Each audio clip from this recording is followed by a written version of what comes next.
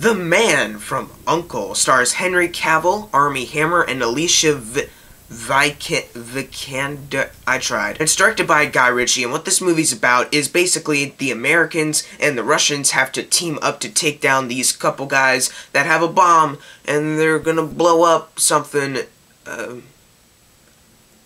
You basically have seen this plot before. Admit it, you've seen it before. I don't really need to explain it that much. Now, I was actually kind of interested in this movie. For one, it's based off a 60s show that I never saw, and it's directed by Guy Ritchie. Now, I haven't seen a lot of Guy Ritchie movies. The only ones I've seen were Sherlock Holmes and Sherlock Holmes: A Game of Shadows. And Sherlock Holmes, it was okay, but A Game of Shadows was way better, and so I was looking forward to this movie very much. The trailers looked intriguing, and I gotta say, walking out of this movie, I had a fairly decent time. It's not the best movie of the year by any chance at all, but it's not terrible, it's not a bad movie at all. It's perfectly watchable. The standout thing that I loved the most out of this movie was Henry Cavill as Napoleon Solo. Guys, I might have a man crush on this guy. It's like he acted very suave and very cool. It's like, when I grow up, I want to be exactly like Napoleon Solo. Just always dress up in a tux, have, you know, awesome hair and perfect jawline and luscious man face.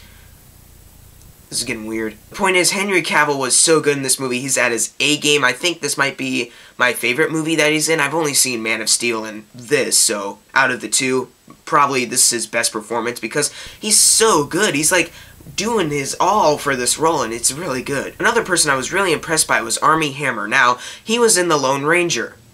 I did not like him in The Lone Ranger, but in this movie he is way better. His Russian accent I was a little worried about, but he actually did very good with it. And the chemistry between Armie Hammer and Henry Cavill was very good. It's like you can tell that they don't really like each other, they don't really want to be on this mission with each other, but they kind of have to, and that chemistry is so good. Their back and forth, the way they one-up each other in certain ways, was very funny. And this movie is really funny. There's one scene in particular that just had me dying throughout the entire scene. And Alicia I tried earlier, she was actually pretty good in the movie too. She's kind of dragged along in the mission because she's the daughter of this one guy who's working for the bad guys, so she has to work with Henry Cavill and Armie Hammer. And all three of them, their chemistry was actually really good. You could tell that they were actually kind of functional as a team. Even though they kind of can't stand each other, that they actually are pretty functional. And Hugh Grant shows up for a little bit at the end of the movie. I thought he'd be in it more, but oh well. He was actually pretty good. And Jared Harris, who I thought would be in it a lot,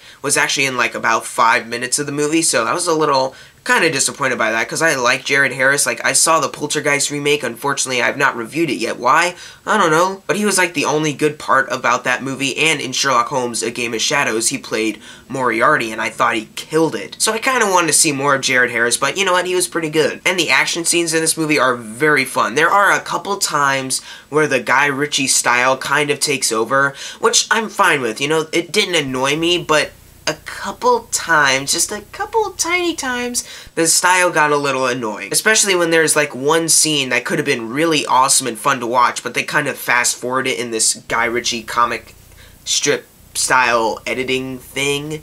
I don't know, I think that could have been a really great scene, but they did the Guy Ritchie style editing on it, but you know, who cares? So this is a very fun movie, it's very funny, I think it's well acted, like no one does a bad job, and the accent, I thought the actors did a very good job handling the accents that they had to pull off. This movie could have been amazing, except the plot, it's very unremarkable. Like, you look at this plot and you're like, yeah, I've seen this before in other movies, because basically what it's about, heroes have to defuse a bomb, and there's a couple bad guys. That's pretty much the plot of this movie. And not only that, but the story is a little bit uneven, especially with its tonal shifts. Like, this whole movie, I think, could have worked if it was just entirely witty and alright, that's really fun. But at times they had to shift towards this serious tone that just didn't really work. Now, I think witty and serious can be blended together. I've seen it happen before. But I don't think Guy Ritchie did the tonal shifts that well. I think if this movie was just a straight up comedy film, like it's kind of a spoof on spy films while doing spy film stuff, I thought that could have really worked out, but they had to do a couple serious stuff, and that kind of brings it down a bit. Also, the villains, very bland, I have to say. There are kind of two villains. There's this one Italian guy who's got a mustache, and he's really bland. He's just a guy who's evil. That's literally it. If you look up his character description, it might just say, Italian guy with mustache who's evil. He has no character. And now the girl villain, I think she could have actually been a pretty cool villain. There are a couple times where I'm like, oh, that's pretty cool. But they never really delve into her that much. Also, she's barely in the movie. She doesn't have enough screen time for me to actually feel threatened by her by any means. So, the villains were extremely weak. Even together, they didn't even seem like a double threat or anything. It's just, hey, generic bad guys. Oh no. And this might be a little bit of a minor gripe, but the thing is, they have flashbacks to explain things that happened previously, and that would have been fine if they just did it once, but they do it like 3 more times, and there is one where they literally flash back to like 30 seconds ago. There's a flashback to explain something that happened 30 seconds ago. That's unnecessary. If you want a flashback to explain like one thing that happened or maybe another one, then I'd probably let it pass, but they did it too many times. But overall, this is a completely watchable movie. I had fun watching this movie. There's a lot of good scenes in this movie. Like the opening action scene, that was my favorite action scene in the whole movie, and you can laugh at this movie. It's very well acted. No one does a terrible job at all. It's just the plot is so unremarkable. The plot is a little uneven also, and at the end of the movie, you're just like, alright, that was a pretty fun movie.